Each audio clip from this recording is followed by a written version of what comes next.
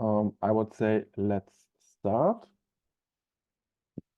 So, welcome to our webinar today, 10 reasons why auditors hate spreadsheets. Just so you know, of course, obviously, I'm not a consultant for auditors. I'm not an auditor myself. However, the data that we collected here for this webinar today is based on the experience we have with our customers. And we also did a session with an auditor to ask him some questions and get some answers. So this is what this is based on.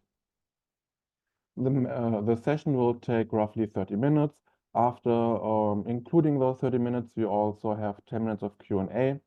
And feel free to use the chat function here in Zoom to ask questions anytime. We will get back to them during the Q&A. And of course, I hope I can answer them all.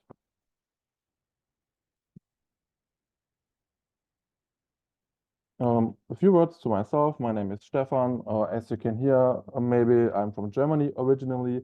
I do live in the Netherlands now, and I'm with AG5 as an onboarding specialist.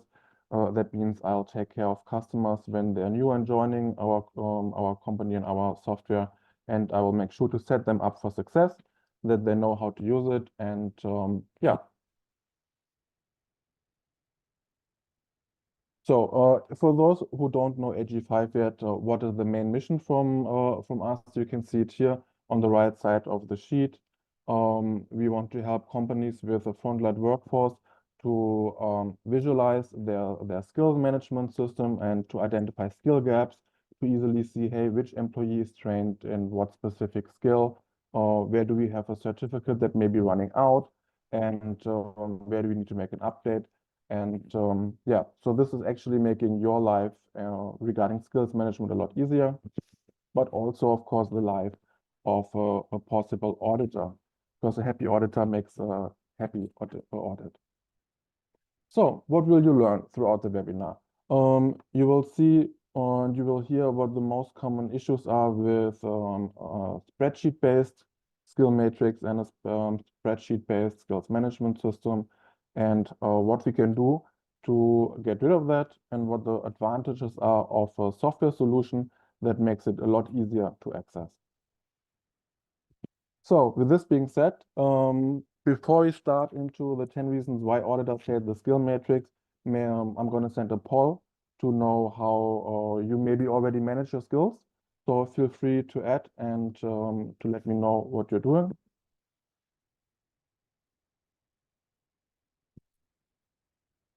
You have multiple options to click on.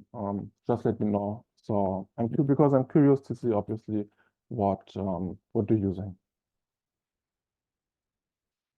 Okay, also, I see a lot of people actually are using excellent spreadsheets, so that's perfect. So you're obviously then at the right place and for the right webinar. Great. So without further ado, let's jump right in and see what are the 10 reasons why auditors hate skills matrix spreadsheets.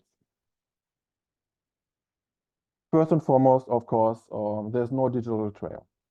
That's super important, that you can see, hey, what changes were done, who did what changes, when was somebody trained, who put in that skill resource maybe for somebody, and you simply cannot see this in Excel.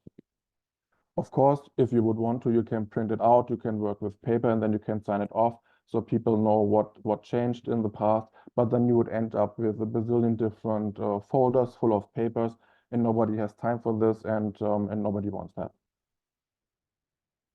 On top of that, of course, you also don't have version control.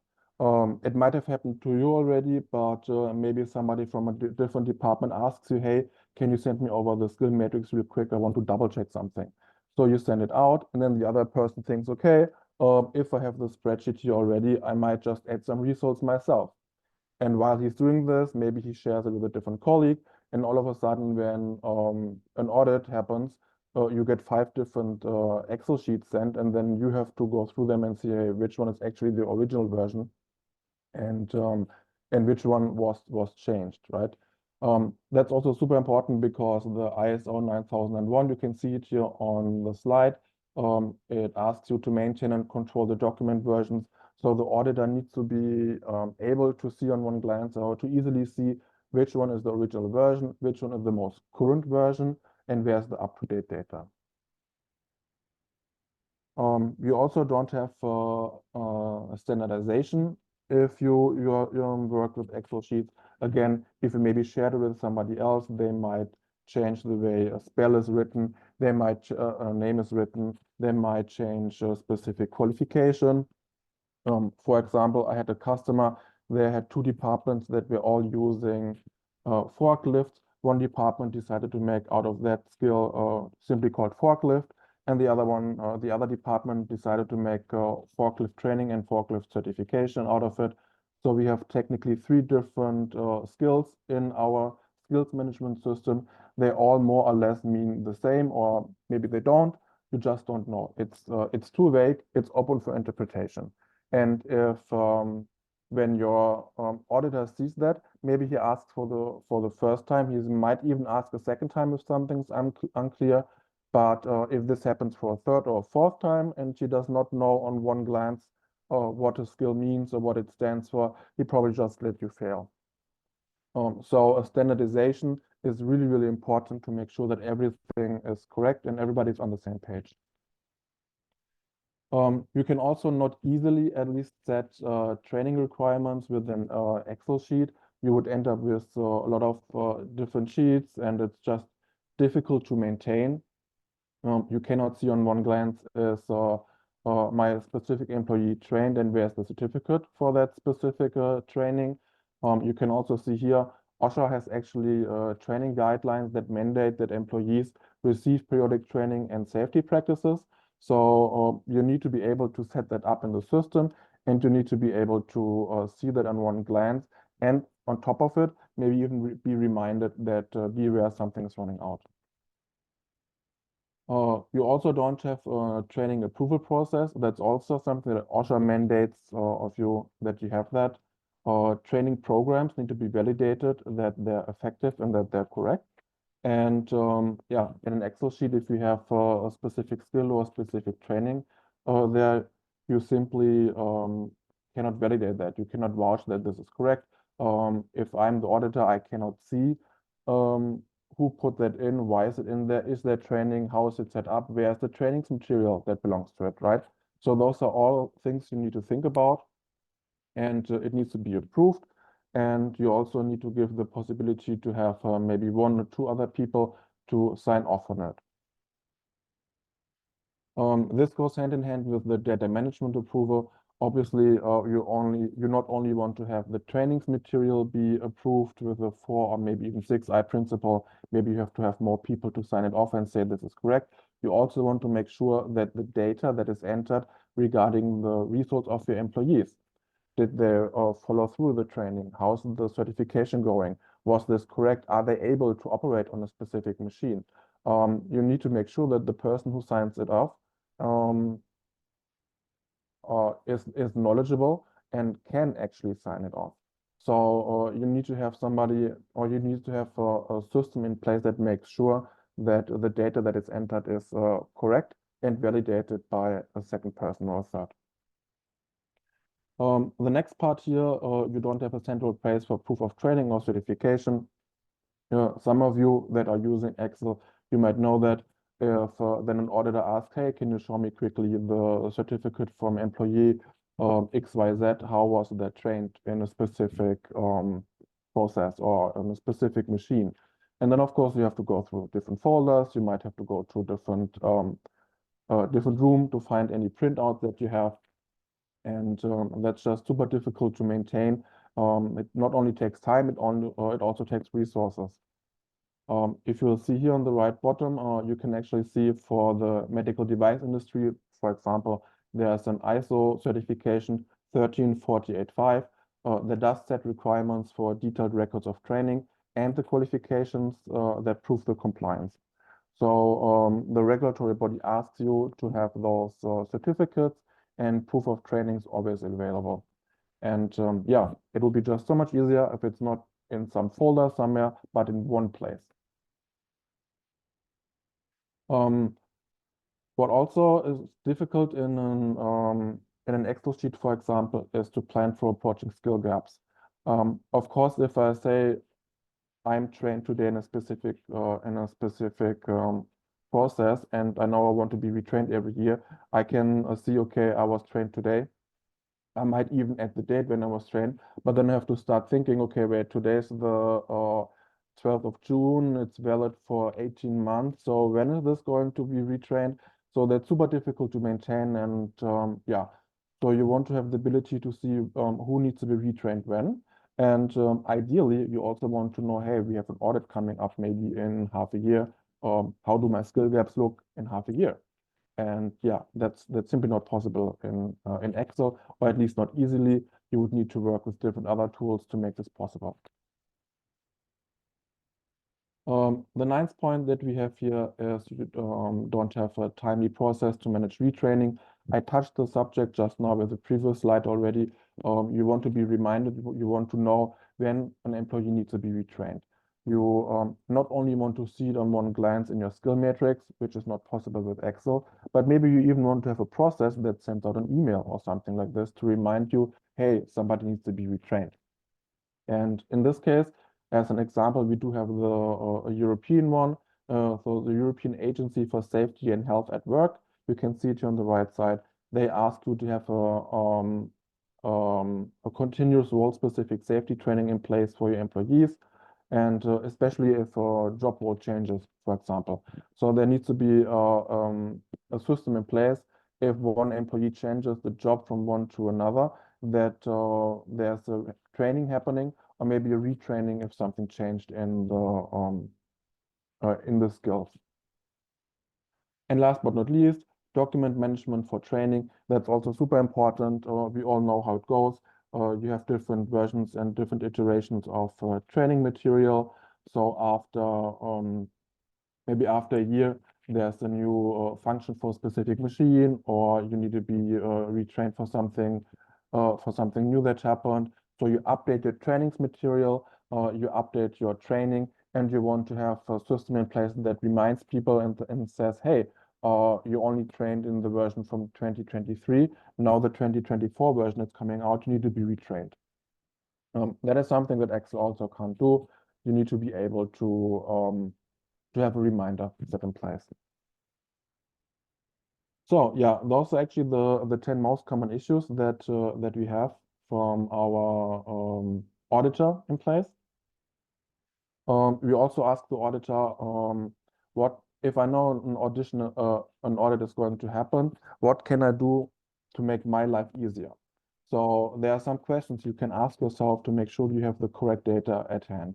You can see it here, it's quite a lot, but for example, you can ask yourself, how do you know if the current skill gap of your whole organization, how do you see where can you find it easily, which employee is trained when and where, and what processes and machines can they operate?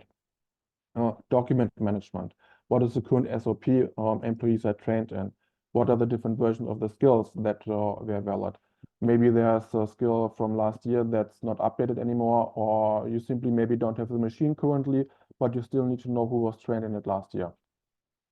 If you look at data integrity and standards, how can you make sure that there are no open, how can you make sure they're not open to different interpretations? I touched it earlier a little bit, so you need to make sure that there's a standardization. There's nothing vague, nothing open for interpretation. You need to be clear and concise with your skills description and with your data, so the auditor knows what he's actually auditing. Last but not least here, the training requirements and processes on the right that you can see. How do you avoid skill gaps?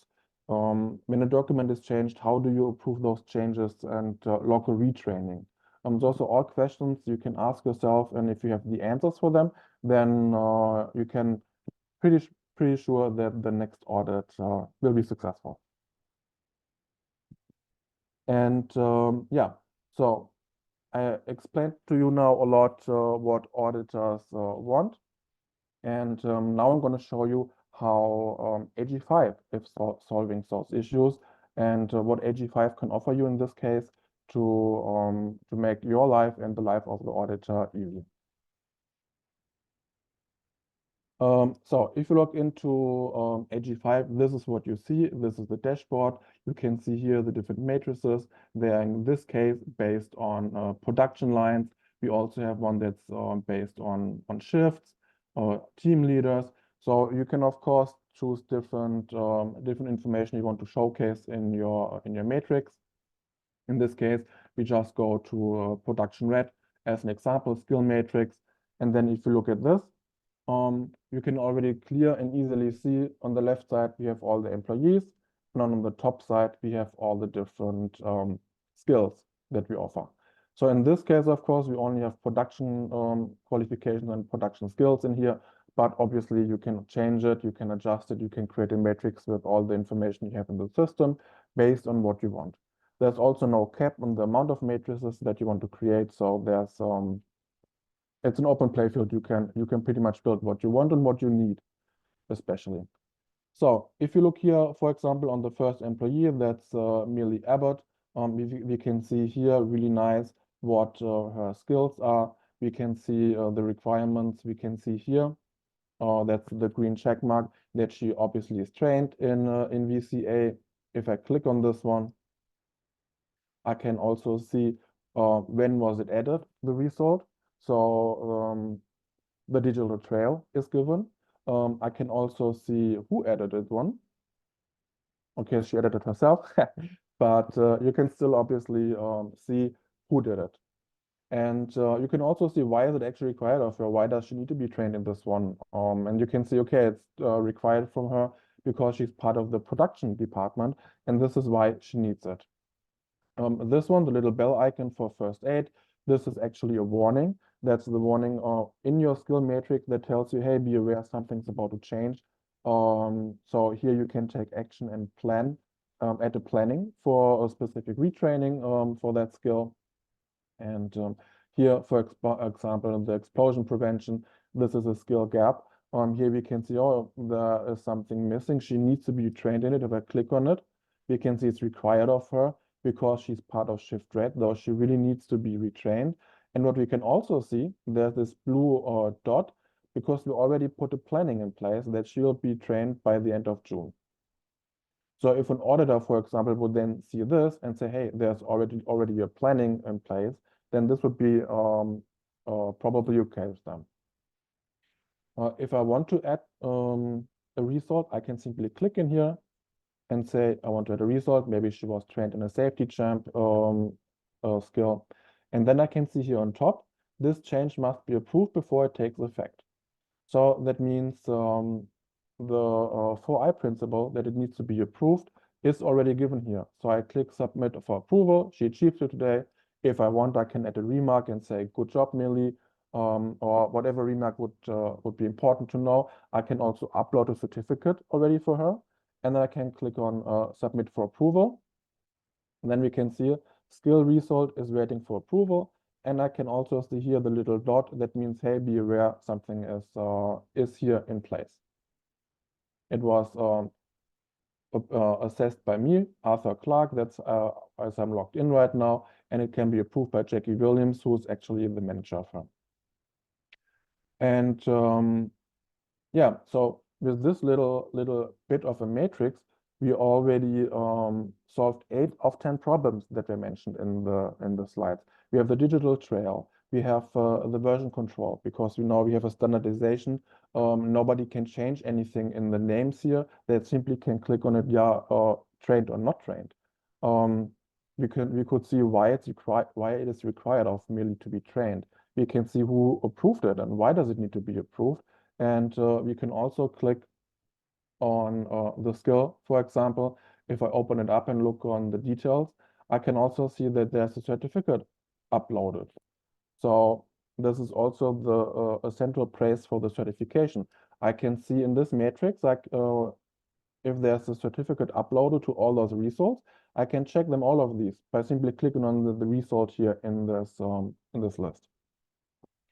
But of course, we can also plan skill gaps. We see here the skill gaps here. We can also look at the alert list. That's the one here in the top right corner. And then we can look in the future. We can see, hey, what is happening in the future? Maybe we have maybe we have an audit in 3 months. Oops. Period ahead, 3 months. And then I can say, hey, what's happening in 3 months? Who needs to be retrained and what? I can also add a filter and can say, okay, we have an audit for a specific department or for a specific production. I can search for this here, and then it shows me what problems do I have in 3 months. So this is super powerful, especially in the planning, or if you know an audit comes up, and this will help you really, really a lot. But let's have a quick look at the employee list. If I click on the list from Millie, I can see here the manager, right? That's the one who needs to approve it. I can see where she's working, why she's working there. And if I scroll down, I can see all her trainings, that she had all the skills that she's capable of. Maybe she changed the job in the meantime within the company, and then all of a sudden something is not required anymore. Like here, for example, valid but not required, but she was trained in it. And of course, we want to make sure that nothing gets lost. I can also click here on the attachments, and I can see now it's like one central place for certification and for the data management. I can see her general uploads that I have. For example, if she's made a driver's license before they joined the company, and it's important for me to know, I can upload this here. But I can also see here at the bottom, for all of her specific skills, what type of certification she has. So I can easily show the auditor, hey, this employee is trained in all those specific skills. Here are all the certifications for it, or here's the proof for it. And then we were talking about the trainings material. If I look, for example, here, explosion prevention. I can also see attachments here. So that means I can upload trainings material with a specific date and can make sure it's in here. I can also add a description and can say where they can find the trainings material, maybe in a SharePoint folder.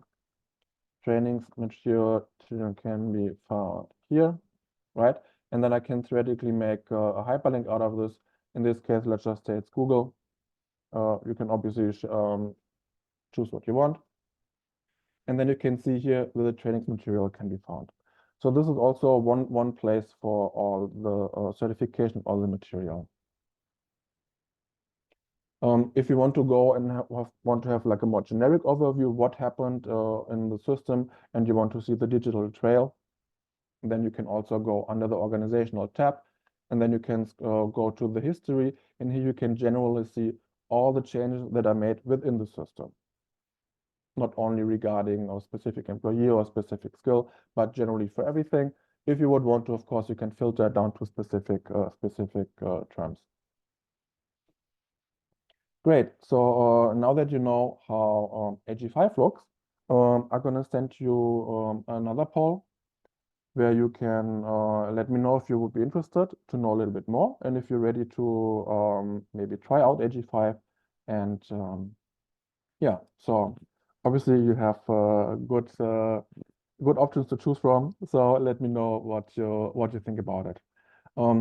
So generally speaking, if you want to look into a software solution for your skills management, we recommend to look out for those specific topics. You want to have a comprehensive change log. I showed it to you just now for the employees, but also for the skills and for the general system. Real-time update, that's super important. You want to make sure that everything you put in the system is there immediately, and you don't have to wait 24 hours before it runs through or something. You want to make sure it's standardized, so the skill matrix looks the same for everyone. So those are some things here you can see that are important, and we pretty much talked about most of it for the how AG5 touches those subjects. Now we can start for the Q&A. Let me know if you have any questions, and put it in the chat if you want.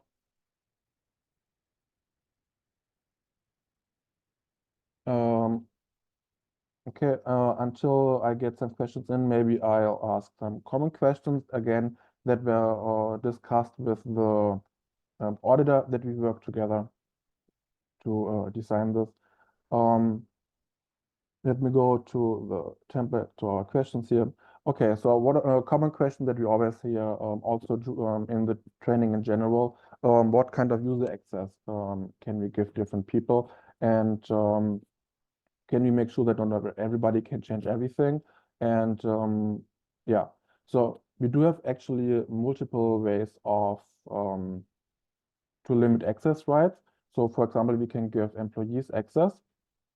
And for this, maybe I just go back into the system. So we can give employees access when Millie, for example, would log in.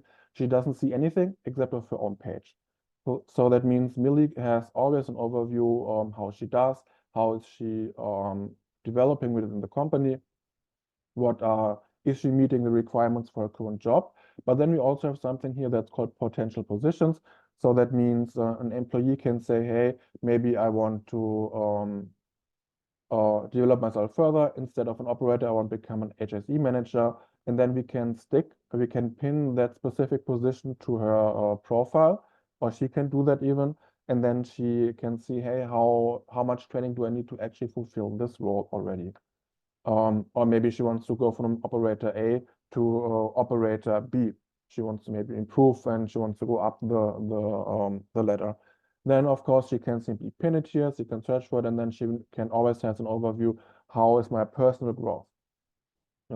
We can also, if you look at the matrix here, we can see this is shared with specific people.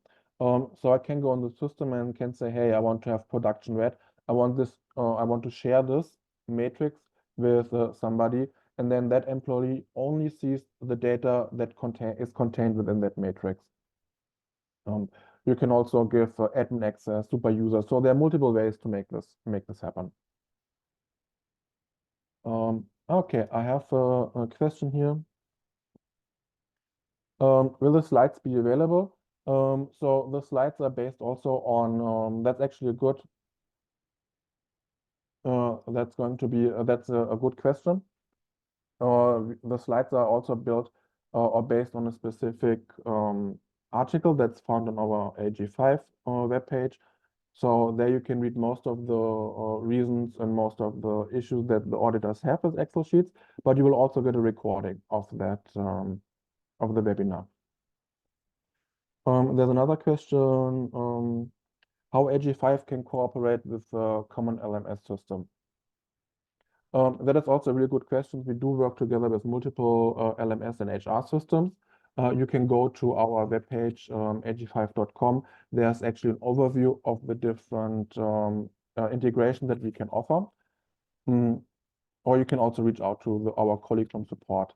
The experience shows that if there's not a specific integration for something that you really want to see happen, there are always ways to see and workarounds to make this happen. Of course, there are always limitations for that, but yeah, we're pretty open to meet the goals and to meet the requirements or whatever you have, and then this can be discussed throughout the demo, for example. Okay, there's another question coming in. What kind of support and training does AG5 provide to ensure that everyone is proficient in using the platform? That's a really good question. Of course, if you start your AG5 journey, you will have a specific onboarding specialist that takes you by the hand and makes sure that they get all your data into the system. They discuss with you your needs, and they will make sure that you are trained. There's a basic training, there's an advanced training, there's a Q&A. After each training, you will get the recordings. And even after you're done with your onboarding, you will have a customer success manager that works closely with you to make sure to get the most out of AG5 for you. I have another question. I think that's the last one because the time is a little bit over almost. How real-time is the reporting feature in AG5? Can it provide updates on training status across different departments and projects? Yes, so as soon as something is put into the system and the result is there, it will show up in a report. So there's no waiting time or waiting period that says, hey, we need to have 12 hours or 24 hours before it runs through the system. That's not a thing. As soon as you put it in, and as soon as you hit the approve button, if it needs to be approved, then it will show up. The only limitation obviously is if the person who needs to approve it sleeps and is not available, then you would need to wait for it. but yeah, it happens right away. Great, that was all really, really great questions. So let's go and jump back into the slides real quick. Because I want to say thank you for your attendance. Obviously, it was really, really nice that you all showed up. And yeah, you can book a demo for AG5, so you can get to know it and you can play around with it. You can see if this is something that you would want to work with. And maybe I can see one or two of you in future onboarding. That would be, of course, really, really great. And if you participated in the webinar and you have me in your onboarding, feel free to say that you joined it. That would be nice. Otherwise, thanks a lot for attending. I wish you all the best and yeah, good luck with upcoming audits. Bye bye.